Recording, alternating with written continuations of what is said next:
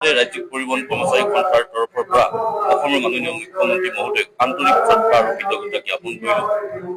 অসম ৰাজ্যিক পৰিবহণ নিগম আৰু নিগমৰ কৰ্মচাৰী সম্পৰ্কীয়সকলৰ বিভিন্ন অভাৱ অভিযোগ বিলাক কেনেধৰণে সমাধান কৰিব পাৰি সেই সম্পৰ্কে আলোচনা কৰিবৰ বাবে আজি এই কাৰ্যনিৰ্বাহক সভাখন অনুষ্ঠিত কৰা হৈছে।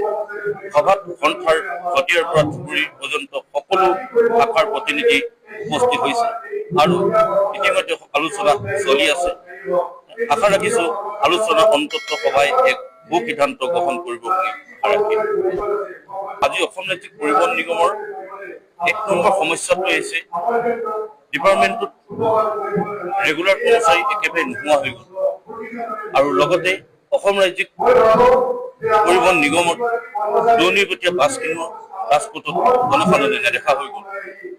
এখন ৰাজ্য উন্নতি পথত আগবঢ়াৰ ক্ষেত্ৰত মুখ্য ভূমিকা পালন কৰে পৰিবহণৰ যাতায়ত। সেইকাৰণে মাননীয় মুখ্যমন্ত্ৰী মহোদয় আজি কাৰ্যনিৰ্বাহক সভা পাই তেওঁক অনুৰোধ কৰিছো, আমাৰ এই যিসকল ১৩০০ কন্ট্ৰেকচুৱেল কৰ্মচাৰী আছে, এই কৰ্মচাৰীখিনি বহুত শিক্ষিত ল'ৰা আছে। এই ল'ৰা ছোৱালীখিনিক মাননীয় মুখ্যমন্ত্ৰী মহোদয়ে আঁকোৱালি লওক, কাৰণ তেওঁলোকৰ কাৰোবাৰ ৰিটায়াৰ হ'বলৈ কাৰোবাৰ ৫ বছৰ আছে, কাৰোবাৰ ২ বছৰ আছে। এই বিষয়ে আমি যোৱা ৫ বছৰত ত্ৰিপাঠী বৈঠক কৰিছিলোঁ। ত্ৰিপাঠী বৈঠকত কওঁতেও আমাক পূৰ্ণাংগ বাজেটতে মানুহখিনিক কামখিনি সমাধান কৰি দিম বুলি আমাক প্ৰতিশ্ৰুতি দিছিল। সেইকাৰণে আমি সমূহ কৰ্মচাৰী আশাৰে বাট চাই আছো। অসম ৰাজ্যিক পৰিবহণ নিগমে জীয়াই ৰাখিবলৈ হ'লে এই কৰ্মচাৰীসকলক চাকৰি কৰি দিয়ক। কভিড মহামাৰীৰ দিনৰ পৰাও অসমৰ মিটিং, প্ৰধানমন্ত্ৰী মিটিং সকলোতে আমাৰ ৰাজ্যিক পৰিবহণ কৰ্মচাৰীসকলে কষ্ট কৰে, সকলোৱে জানে। সেইকাৰণে আমাৰ প্ৰাপ্যখিনিৰ কাৰণে আমি বহুত কষ্ট কৰিছোঁ, বহুত কাগজ পত্ৰ দিছোঁ। সেইকাৰণে আমাৰ মানুহখিনিক খুব সোনকালে মুখ্যমন্ত্ৰী ডাঙৰীয়াই আঁকোৱালি ল'ব আমাক আশা কৰিলোঁ। কাৰণ আজিৰ পৰা এছেম্বলি বহিছে, এই এছেম্বলিত যাতে অসম ৰাজ্যিক পৰিবহণ নিগমৰ কৰ্মচাৰীখিনিৰ বিষয়ে যেন এষাৰ কথা আলোচনা হওক, তাৰে কামনাৰে আজি কাৰ্যনিৰ্বাহক সভাখন আমি প্ৰস্তুত কৰিছোঁ। আমন্ত্ৰণী অতিথি আছে।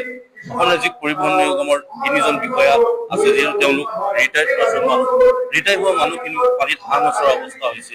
তেওঁলোকৰ মানুহখিনি পৰিয়াল পোহপাল দিব পৰা নাই। সেইকাৰণে সমস্যা কণ্টেকচুৱেল সমস্যাৰ লগতে তোমাৰ পেঞ্চনাৰ মানুহখিনি বৰ বিপদত পৰিছে। সেইসকলকো চৰকাৰে আঁকোৱালি লওক। আমাৰ চৰকাৰখনৰ প্ৰতি বিশ্বাস আছে, আমাৰ চৰকাৰখনৰ প্ৰতি মৰম আছে। যিহেতু আমি মুখ্যমন্ত্ৰী ডাঙৰীয়াক আমাৰ মৰম আছে, বিশ্বাসো আছে। নিশ্চয় মাননীয় মুখ্যমন্ত্ৰী মহোদয়ে আমাৰ পৰিবহণৰ বিষয়েও তেওঁ গুৰুত্ব সহকাৰে ল'ব বুলি আমাৰ দৃঢ় বিশ্বাস আছে। তেখেতৰ আমি তেখেতৰ লগত আছো, সদায় তেখেতৰ লগতেই আছো।